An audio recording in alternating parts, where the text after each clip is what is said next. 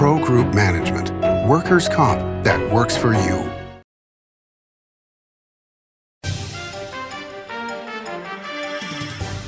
Welcome to Nevada Newsmakers. On the broadcast today, State Senator Edgar Flores joins us. He's here for the whole show on an all-new Nevada Newsmakers. Big R in Sparks is located on Bering Boulevard next to Smith's and across from Reed High School. It's a 50,000 square foot hardware store and a whole lot more. It's huge with clothing, power equipment, tools, and of course, hardware. Big R is located on Bering Boulevard in Sparks, next to Smith's and opposite Reed High School. Big R, hardware, and a whole lot more. Save money and take transit. Did you know you can ride the bus all day for less than what it would cost you for a gallon of gas? Plan your trip now by going to rtcwashoe.com.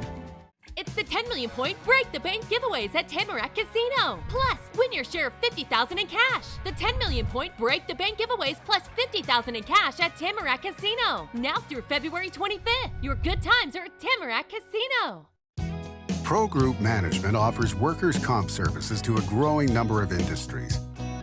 As businesses grow and change with the times, the need for a solid workers' comp program must be flexible and up to date. The evolving nature of regulations can make staying ahead of complex tasks challenging. But Pro Group Management simplifies the work so your industry can move forward and succeed. Pro Group Management, workers' comp that works for you. Nevada Newsmakers Studio is located at the headquarters of the Nevada Trucking Association. Motion and purpose are a truck's greatest virtue. This is Nevada Newsmakers with host Sam Shad, a no-holds-barred political forum. Now, from the Nevada Newsmakers broadcast headquarters, here is Sam Shad. And back on Nevada Newsmakers, we're delighted to welcome to the program State Senator Edgar Flores of Senate District 2. You probably recall him as the Assemblyman for District 28 since 2015. Welcome to the program, sir. Thank you for having me. Oh, you're very welcome. I was doing a little bit of research on you and was interested to discover that, in a way, you're a product of the Latin Chamber of Commerce. Is that correct? That's absolutely correct. I'm very grateful to the mentors that I had there, specifically Otto Merida, that we all know, and he took me under his wing. I'll quickly share that I went to the Latin Chamber of Commerce many, many years ago, made a presentation to try to fundraise some money for an activity that we were doing at the university at the time, UNLV. And they said, unfortunately, they couldn't fundraise or participate in that activity, but then they hired me on the spot. Oh, wow. It was somehow a job interview. I was not aware. Okay, and they helped you at the beginning of your business, your law business? Yes, so I'll share 4 really important things. Thanks to them, I was able to pay for an LSAT course that we needed to take that is necessary when you go into law school. Thanks to them, I was able to help pay for some of my books. Thanks to them, when we leaped from being a student to opening up our firm, particularly the building we're in now, they helped us get some seed money. That's just a very long-winded way of saying that the Land Chamber of Commerce has been instrumental to me in my personal career, but also just lasting friendships. I see them as friends, mentors, and human beings that I consider family. And not necessarily politically aligned, but community aligned. That's 100% true. I always tell folk that Peter Guzman, Victoria, and she's no longer with them, and Otto Merida are the Republicans that turned me into the Democrat I am today. Well, we will take that as you said it. So let me start out with this legislative session that's upcoming here. And as we air this, it's just about to begin. What was your response to the governor's State of the State address? Well, it's difficult for anybody, even in an hour. I know he was up there for an hour, to lay out the future of Nevada as any particular individual sees it. Understandably, there are things that were either very broad and or we still need to see them play out. Ultimately, Nevadans decided that he is our governor. And I think once November hit and the elections were finalized, we all have a responsibility to get to work for Nevada. So I walked in with that mindset, and that is my mindset now, that now we're all just Nevadans trying to do the best we can. We're going to disagree, without a doubt. That's normal. I disagree with my colleagues on the left, and I disagree with my colleagues on the right. I think there isn't a single Nevadan that can sit around a kitchen table or a dinner table and agree with every family member. So it'd be crazy for us to expect that we could do that as elected officials. So I say that only to lay out the framework to make it clear that, of course, there's things that I disagreed with. But we haven't seen any of this play out. We haven't seen legislation. We haven't sat down at a bargaining table. We haven't done any of that. And that's really where the work occurs. I think up until this point, everybody can say whatever they want. But it's very different once we have to sit down and actually take care of Nevadans and do what's best for them. I'll share, and I know that there's a lot of things that were said. We have a tremendous responsibility of taking care of our students and our teachers. I've been in the Nevada State Legislature since 2015, and there hasn't been a time where that wasn't one of the top issues, along with healthcare and employment. I say that because obviously the governor mentioned a $2 billion investment. And it's important to just make clear that those $2 billion did not just randomly appear out of nowhere, nor were they some creative invention that happened during the State of the State. That is the result of very hard work over the years of modernizing the per pupil funding formula, of consistently coming to the table, of very long nights of negotiating, of very long nights of hard work from our colleagues for the years prior to 2023.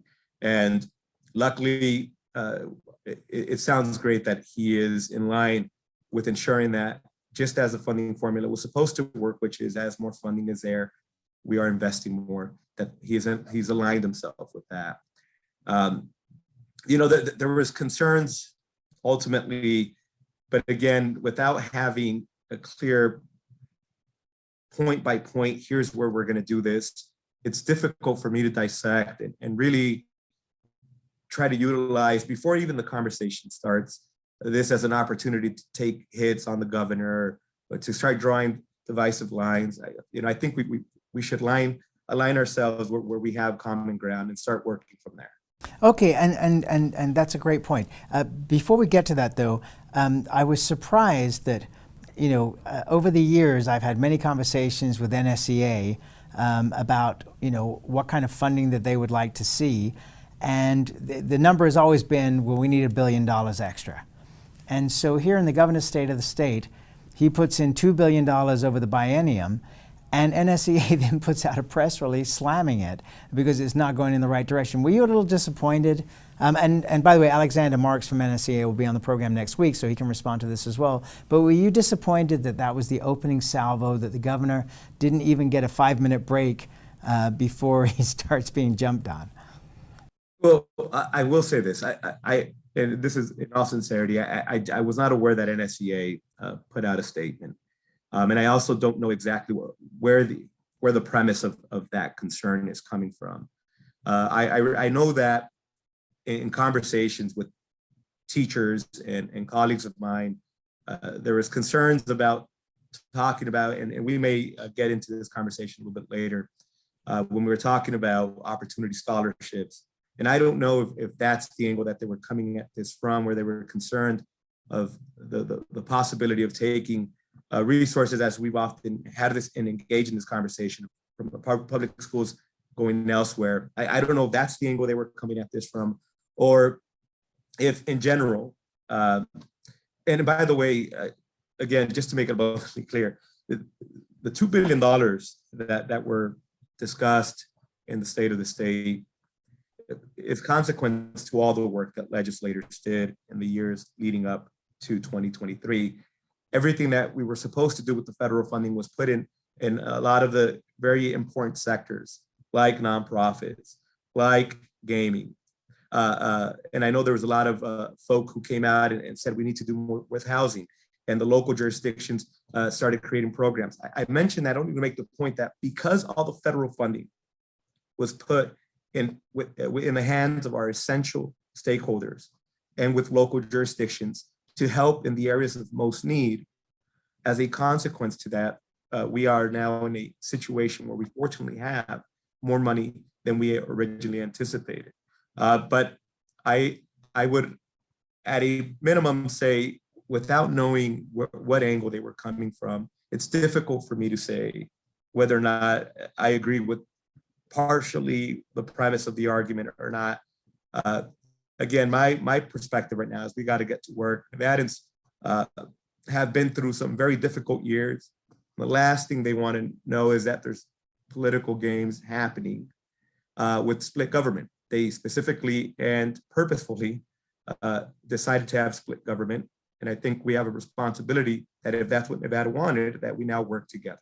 Okay, let me just ask you one more question on this education front, which is, do you support money going towards vouchers? Do you see support money going towards parochial schools? Or does it all have to go to the Clark County, or not to the Clark County, but to the public school systems across the state?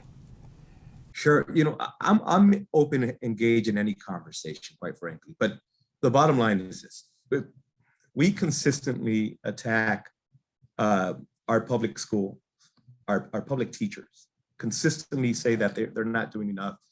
And I think we all agree that there's been an evolution in education where we expect a teacher to be a math teacher, a hall monitor, a counselor, a etiquette professional, discipline, police. When I speak to our teachers, they're doing it all. And we've held them at we put them on a very high pedestal because they are amazing. They are an essential member of our community, and without them, our everything collapses. But in putting them in such a high pedestal, we've put all the responsibilities on them, and accountability has moved away from the rest of us. And so I say that to make the point that when we see our public schools not performing at the level that we want them to, we have a tendency to just naturally keep pointing the finger at the teachers in the public school without acknowledging the basic facts that there's huge vacancies. Classroom sizes are still out of control. We don't have enough support staff. We've unfortunately been in a scenario where there are students that come in with a whole host of challenges, and we haven't yet addressed those adequately. So until we do that, and until we genuinely do meaningful investments in those areas, it's difficult for me to say that public schools are broken and they're never going to work because the model is broken. I think what hasn't been working is us repeating the same thing within our public schools. Every single child, regardless of a zip code, should have a quality educator. Every single educator should want to go and work in whatever zip code they want. And every single educator shouldn't be afraid of work in a particular zip code, right? I think once all those things are true, that our public educators are saying, look, we have the meaningful investments, and then we're somehow finding these huge gaps academically because the performance of the teachers is not where we need them, then at that point, I think we can engage in these other conversations of, should we start talking about private schools? Should we start looking at them? Okay, well, it's been interesting over the last couple of years. When he was Sheriff Lombardo, he instituted a program that's part of a national program whereby when you call 911 and you're having a mental health crisis, that instead of an officer responding, those calls are diverted to mental health counselors, which allows the police to concentrate on policing. Would you like to see something like that operate within the school system? Because I agree with you, teachers are being asked to do everything, and it takes away from their ability to teach. So it doesn't seem to be a fair comparison. Yeah, and I'll quickly say, and my brother's an educator. My little brother teaches middle school and some high school students, and he loves his job. But I hear it firsthand directly from him, some of the very difficult challenges that he has to go through on a daily basis. And that's a long-winded way of saying I hear it firsthand, and it's difficult to teach science when there's a million other things happening inside of that classroom. I think having the support staff and/or having mental health professionals coming in is key to success. And, we've become much more astute. Mental health conversations weren't as prominent, and they were more part of the emerging discourse than what was happening on site many years back. I think we've all become much more in tune and much more educated with what mental health really is. We've broken down some of those stereotypes and things that we traditionally just shied away from. And we realize that it's something real, it's identifiable, and it's something we can work with, right? We have individuals that are trained so that we can give specialized attention to students who need that extra love. And I know if I told my brother that if he, in any given scenario, would have an opportunity to just pick up the phone and call somebody who could help with a student who was out of control, I know he in a heartbeat would say that is a great start to some of the many challenges he faces every single day. Okay, let's take a break. We'll come back more with State Senator Edgar Flores after this timeout. Carson Valley Inn, it's your place for the good times.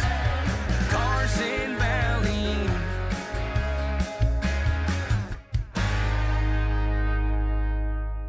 The Do It Right guys at Nevada Heating have one mission. Your furnace breaks down today? We fix it today. Why freeze for days while your furnace is down when Nevada Heating can get the job done today and you can get warm again? For nearly 50 years, locally owned Nevada Heating has been getting the job done right. Call today at 323-5585 and we'll fix it today. That's 323-5585 or online at nevadaheating.com. Imagine a magical garden that feeds Carson City's hungry and homeless, teaches our high school students agriculture, creates hanging floral displays to beautify downtown, and yet charges nothing. It's not magic. It's the Greenhouse Project. It's real, it's growing, and it needs your help. Go online to carsоncitygreenhouse.org so together we can grow it forward. What do you count on? You count on your power every day. At NV Energy, we've always powered what's important to you, but we're not looking at the past. We're focused on the future. While our standards are high, our rates will remain low. And our commitment to renewables isn't just meeting standards, but leading the way. Because you can count on more than just your power. You can count on the company who brings it to you. That's our promise. You can count on it. It's the 10 million point Break the Bank giveaways at Tamarack Casino. Plus, win your share of $50,000 in cash. The 10 million point Break the Bank giveaways plus $50,000 in cash at Tamarack Casino. Now through February 25th. Your good times are at Tamarack Casino. Like a traditional handmade basket, retail is woven into the fabric of life in Nevada. From big box to mom and pop, retail supports our communities in countless ways. Jobs for the disabled, team uniforms for kids, help for the elderly, and so much more. Retail employs over 1 in 10 workers. Retail supports Nevada, and we support retail. RANNV.org. This is Nevada Newsmakers. And back on Nevada Newsmakers, we continue our conversation with State Senator Edgar Flores. He is the senator for District 2. I was talking to a whole bunch of people about you in this interview, and somebody said to me, point out to the senator that not every Hispanic is a culinary worker. What's your response to that? I agree. We're small business owners. I happen to be one. We are attorneys. We are employees, employers. We are studying. We are doing 4 or 5 different tasks at the same time. I agree that we're not all culinary workers. And quite frankly, not all Latinos are anything, and which is why it's so difficult when we talk about the political campaign and trail for political parties to pinpoint exactly what the talking points are when addressing the Hispanic community. But that's a good thing. It means that there has to be meaningful investment in conversations. And it also means that when we're having conversations about who Hispanics are, that we not continue this perpetual stereotype that we're all just employees. And that's a good and healthy thing to point out. And it's important. With that said, it's important to also acknowledge that the culinary membership is made up of a lot of Hispanics.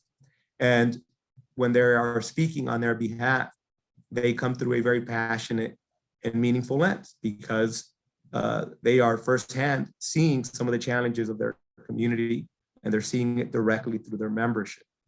So while I agree that we have to acknowledge that we come in all shapes, colors, backgrounds, and are doing very different things in our professional lives, that it's important that we can't minimize the voice of one particular aspect of the Hispanic community when it's coming through the lens of the Culinary Union, because they are in the front lines, in the trenches, and are hearing firsthand a lot of those challenges.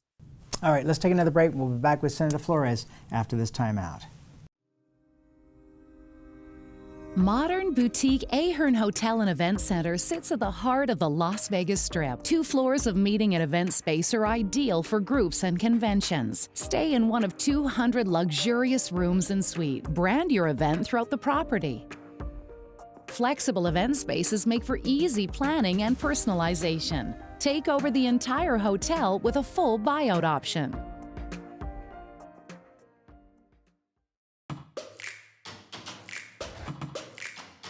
Snorkel personnel lifts are engineered beyond the industry norm to an uncommon level of safety and durability, and with an eye towards sustainability.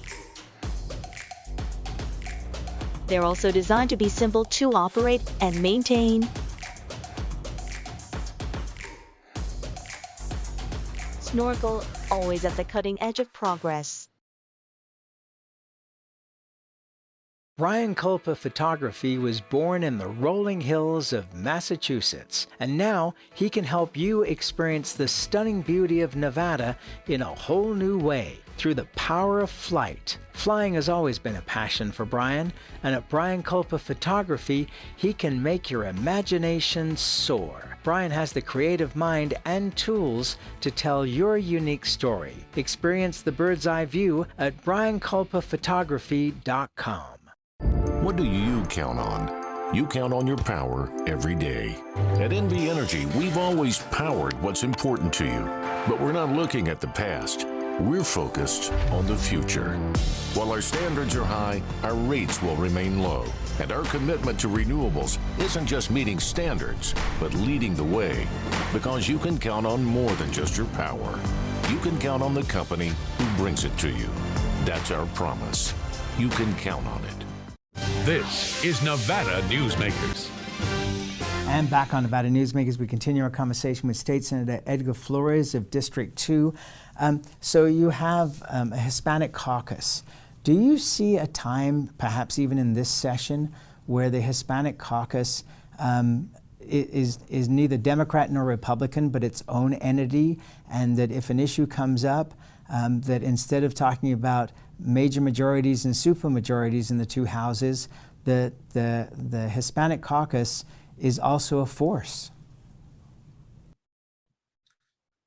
I appreciate that question. I often think about that. And I think most elected officials in general have a tendency of wearing multiple hats. And if I could just use a very simple example, we are often working in the front lines with our unions and with our different nonprofits. And we have a great relationship with them. But I also have a lens of a small business owner. So even through something that innocent, I am wearing multiple hats. And often there may be issues where perhaps the Hispanic caucus believes that it is best to go in one direction, and the Republican Party or the Democratic Party may think it's best to go in a different direction. I think that is very normal. But I think the Hispanic Caucus now has a meaningful relationship, and maybe not as strong with the Republican leadership, but I think we do have it meaningfully with the Democratic leadership. In fact, on the Assembly side, Sandra Jauregui, who's a proud member of the Hispanic Caucus, is also the Assembly Majority Leader. And I know she has to wear multiple hats in that lane. I make that point only to make it clear that I think we're already having meaningful conversations. And I think there's been moments where we have the agree to disagree a relationship, and that's perfectly healthy and normal. Do you see a point where the Hispanic Caucus can change from being a Democrat majority at some point to moving more in a Republican, depending on what the issue is? And we have about 20 seconds here. I don't know. I think it would depend on the issue. But I think if we had a conversation about how we could more meaningfully help the entrepreneur, for example, spirit of the Latino community, I think there is this perception that Democrats would somehow push it against that. But I think we're aligned, and I think Republicans are aligned in that issue too. So I don't know what issue that could happen, but it's possible. But I just haven't seen it. And that's where we have to leave it. I look forward to seeing you in person in Carson City. We'll be taping down there at the Bank Saloon starting in March. So please come across the street and visit with us. Thank you.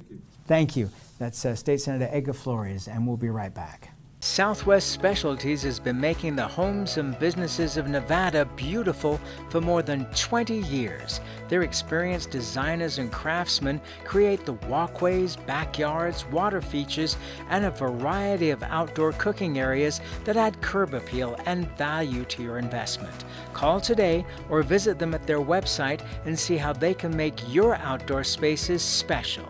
Southwest Specialties, creative, distinctive, beautiful. Truck drivers are some of the hardest working people you'll meet, delivering over 70% of America's freight and 92% of Nevada's. When there's a natural disaster, they're delivering critical supplies to help those communities recover and rebuild. Every sector of the economy and our nation's military rely on truck drivers. So let's take a moment to say thank you. On the open road or city streets, our truck drivers are rolling to make our economy and our nation stronger. Trucking moves America forward. Hi, I'm Renee Summerhour, digital news anchor here at 7 at 7. Watch our streaming nonstop newscast immediately with your mobile phone. 7 at 7 is the new way for you to get every bit of local news you need in just 7 minutes. Breaking news, local neighborhood news, weather, and sports are just a click away. Reporters bring you all of what's happening in the Valley. From Roku, Amazon Fire, Apple TV, YouTube, and more. Get every bit of local news you need from the RJ and LVRJ.com. It's the 10 million point Break the Bank giveaways at Tamarack Casino. Plus, win your share of $50,000 in cash. The 10 million point Break the Bank giveaways plus $50,000 in cash at Tamarack Casino. Now through February 25th. Your good times are at Tamarack Casino. As always, you can watch Nevada Newsmakers 24 hours a day at NevadaNewsmakers.com. We'll see you on the next show.